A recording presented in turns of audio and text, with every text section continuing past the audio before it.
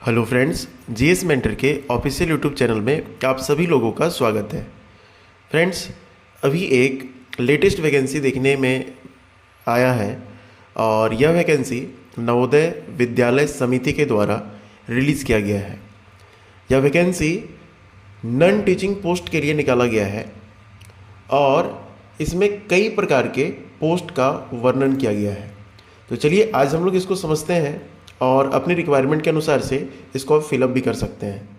तो जितने भी नॉन टीचिंग पोस्ट हैं उसमें से female staff nurse, assistant section officer, audit assistant, legal assistant, junior translation officer, stenographer, computer operator, catering supervisor, junior secretariat assistant, junior secretariat assistant, JNV cadre, electrician, plumber, lab attendant, mess helper, multitasking staff, ये सब के vacancies यहाँ पर नवोदय विद्यालय समिति के द्वारा release किया गया है।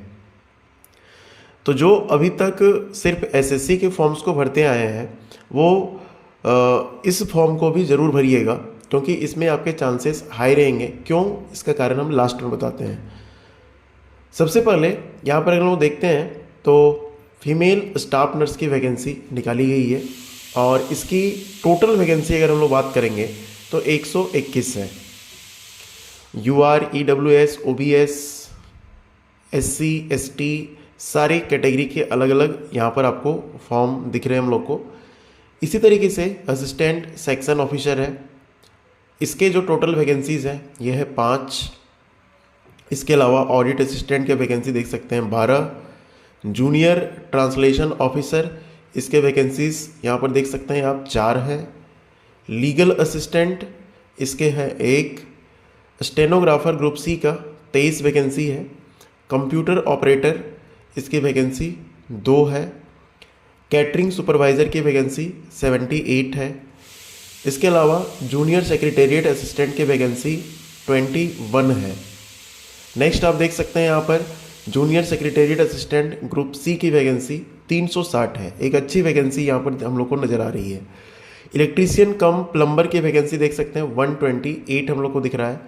लैब अटेंडेंट इसकी वैकेंसी 161 दिख रही है।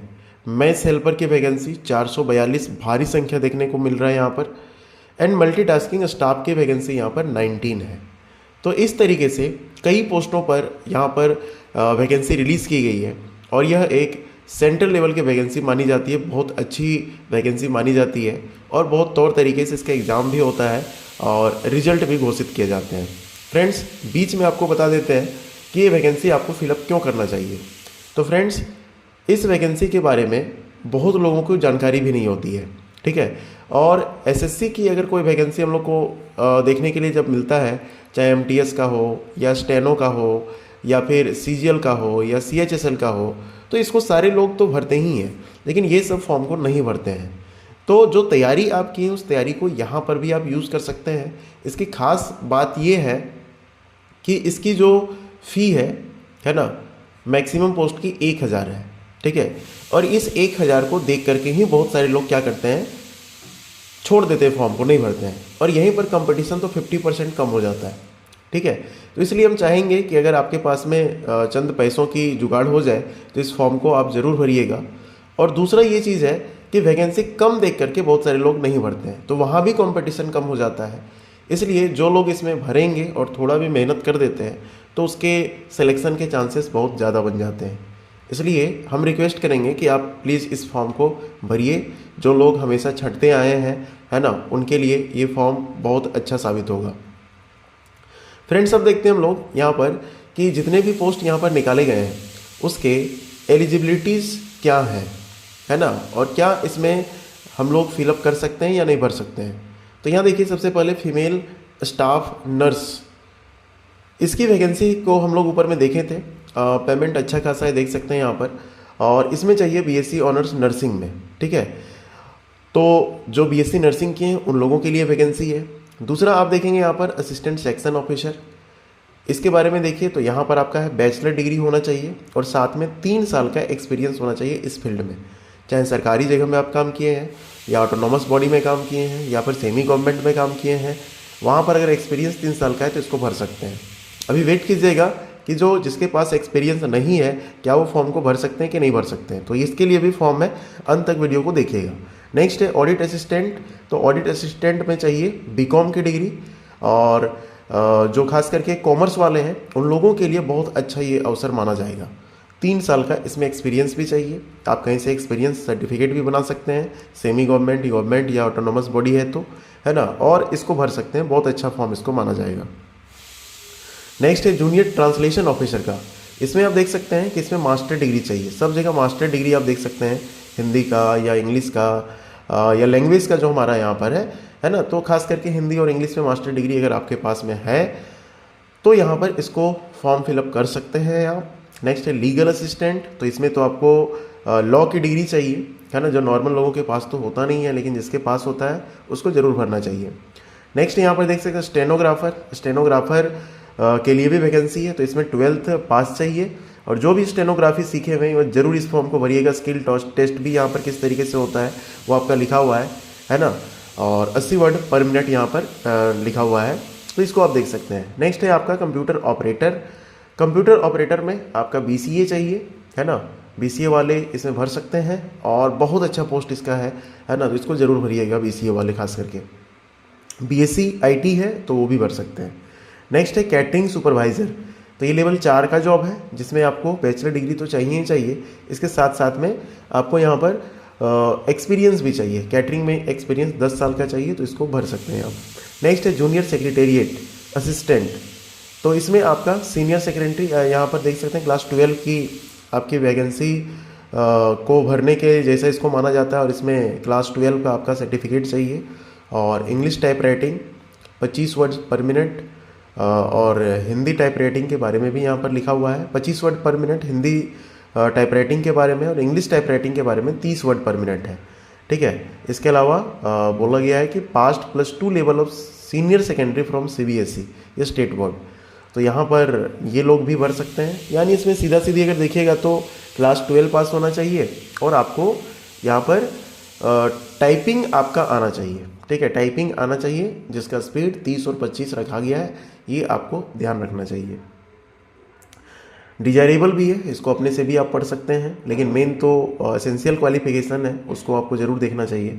नेक्स्ट है junior secretariat assistant JNP cadre के बारे में बोला गया है, और इसमें भी सेम चीज़ है, यहाँ पर देख सकते हैं, कोई ज़्यादा आपके चेंजेस यहाँ पर नहीं दिख रहा है। नेक्स्ट है आपका यहाँ पर देखिए इलेक्ट्रीशियन कम प्लम्बर। ठीक है, तो 10th क्लास और ITI का ट्रेड इसमें ज़रूरी हो जाता है। जो ITI प्लम्बर का कोर्स किए हुए हैं वो इसको भर सकते हैं, प्योर गवर्नमेंट पोस्ट है ना। और अब बारी आ गई है जो नॉर्मल कोई भी एक्सपीरियंस नहीं रखे हुए हैं वो क्या इस फॉर्म को भर सकते हैं। तो 2 पोस्ट के लिए वो एलिजिबल है। ठीक है, सीरियल नंबर L देख सकते हैं, L से लैब असिस्टेंट या लैब अटेंडेंट यहाँ पर बोला गया है ना, वो भर सकते हैं। लेवल 1 का पोस्ट है, 18,000 से 56,900 तक इसका जो है पे लेवल इसका माना जाएगा, और 18 से 30 साल के इसमें लोग जो हैं इसको भर सकते हैं। 10th क्लास पास चाहिए with a certificate diploma in laboratory technique. ठीक है, तो लैब टेक्निक में अगर डिप्लोमा किए हुए हैं या सर्टिफिकेट है और 10th क्लास पास है तो ये भर सकते हैं, और अगर ये आपके पास में नहीं है तो भी आप भर सकते हैं, लेकिन कंडीशन रखा गया है कि 12th क्लास पास होना चाहिए। किस स्ट्रीम से? साइंस स्ट्रीम से होना चाहिए। ठीक है, तो साइंस वाले बच्चे ही यहाँ पर लैब अटेंडेंट या लैब टेक्नीशियन में जा सकते हैं। नेक्स्ट है मेस हेल्पर। इसका भारी वैकेंसी था, हम लोग देखे थे, और इसमें चाहिए मैट्रिकुलेशन पास, 5 साल का यहाँ पर एक्सपीरियंस चाहिए, और साथ में आपका स्किल टेस्ट भी इसमें आपका रहेगा।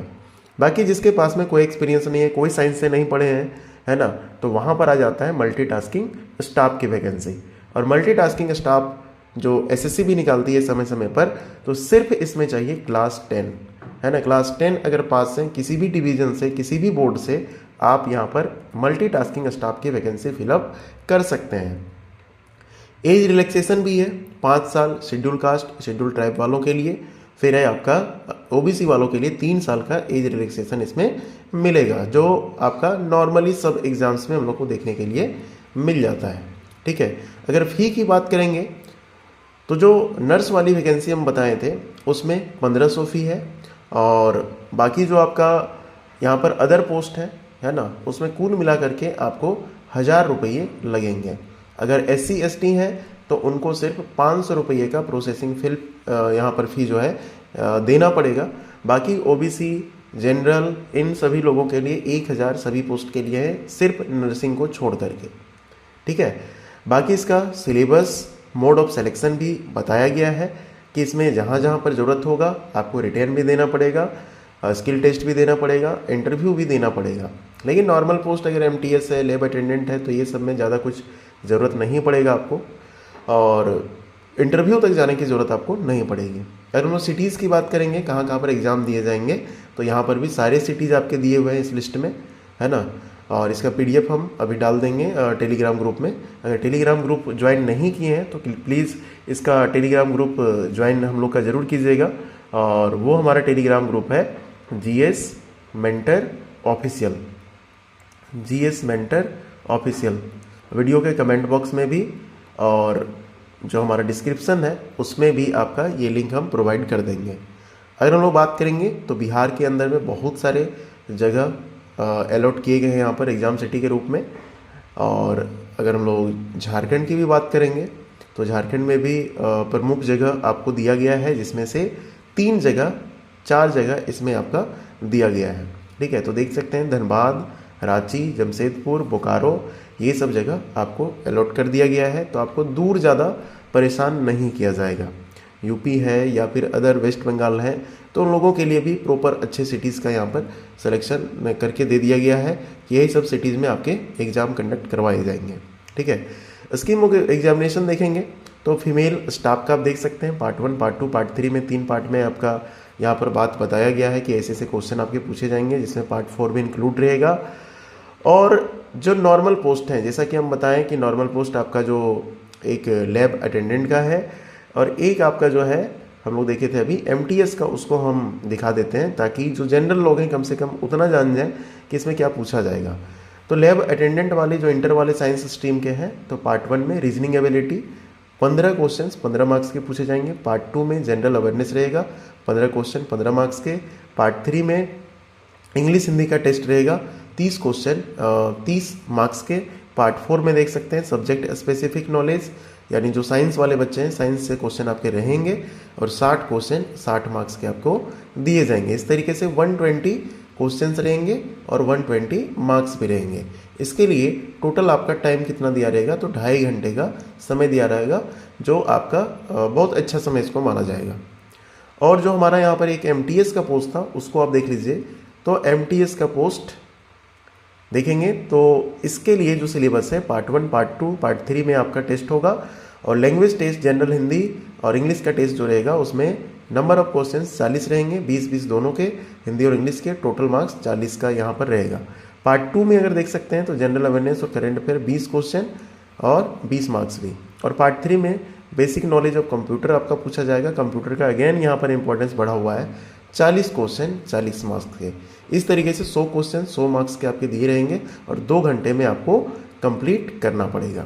ठीक है, तो ये हमारा एक डिटेल्स हो गया, जो कॉमन हमारा डिटेल्स था वो सब हम लोग देख चुके हैं। फ़ी की बात करेंगे तो फीमेल स्टाफ का ज़्यादा है, 1000 रुपया बेसिक आपका फ़ी है, जिसमें 500 प्रोसेसिंग फ़ी जुड़ेगा और टोटल 1500 आपको पे करना पड़ेगा। बाकी जितने भी पोस्ट हैं 500 बेसिक उसका फ़ी है और 500 रुपया इसमें क्या किया जाएगा, तो प्रोसेसिंग फ़ी दिया जाएगा, जिसमें आपका टोटल ऐड करेंगे तो हमारा 1000 रुपया आ जाता है नॉर्मल OBC, EWS और जनरल वालों के लिए।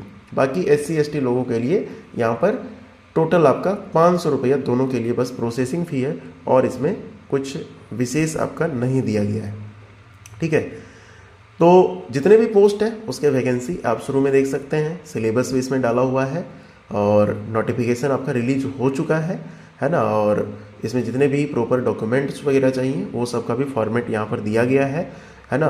तो इसको एक बार आप ज़रूर चेकआउट कीजिएगा और इसके फॉर्म को ज़रूर फिलअप करने का कोशिश कीजिएगा। तो कैसा लगा वीडियो आप ज़रूर बताइएगा।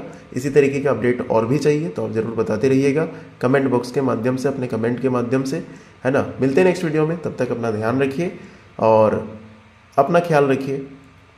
Thank you, have a nice day.